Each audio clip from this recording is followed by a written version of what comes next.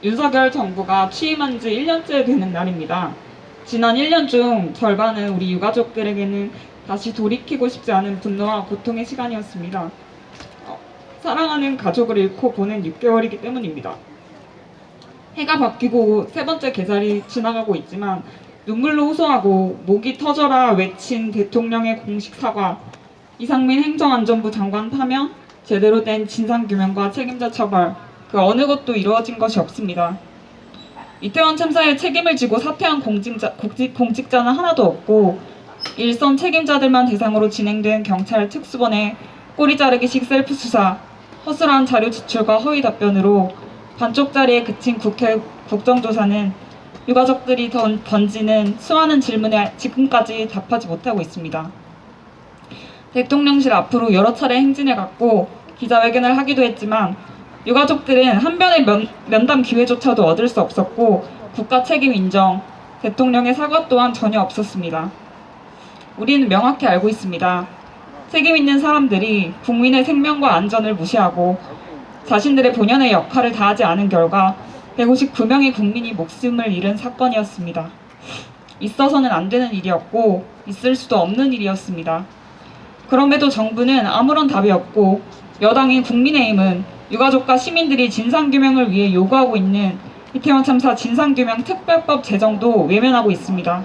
이 법이 정쟁 법안이라며 반대의 목소리를 내고 있습니다. 지난 6개월 동안 어려운 상황에서도 저희 손을 잡아주시고 우리 곁에 함께 해주셨던 분들을 떠올려 봅니다.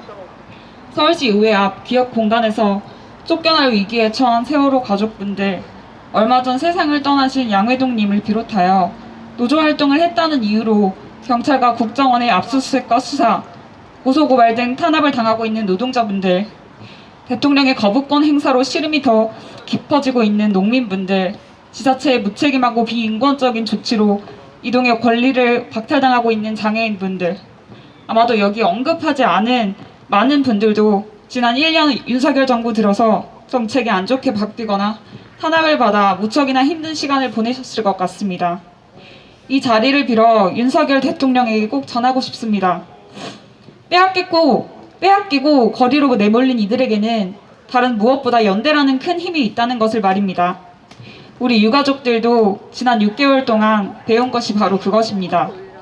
세월호 참사, 대구 지하철 참사 등 여러 재난 참사 유가족들과 피해자들, 수많은 노동자들과 시민단체 분들이 먼저 내민 손을 잡고 12구 이태원 참사 유가족들은 암흑 속에서도 한 줄기 빛을 볼 수 있었습니다.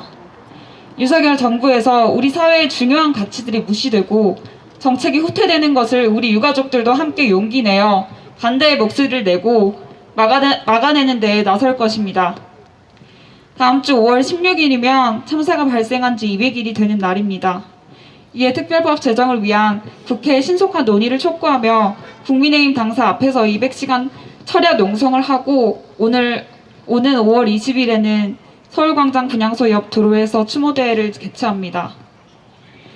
우리 사회가 더 이상 생명과 안전에서 후퇴하지 않을 수 있도록, 참사의 재발 방지를 위해 참사의 진실을 규명할 수 있도록 특별법 제정에 목소리를 높이는 200일 추모대회에 많은 참여를 호소드립니다.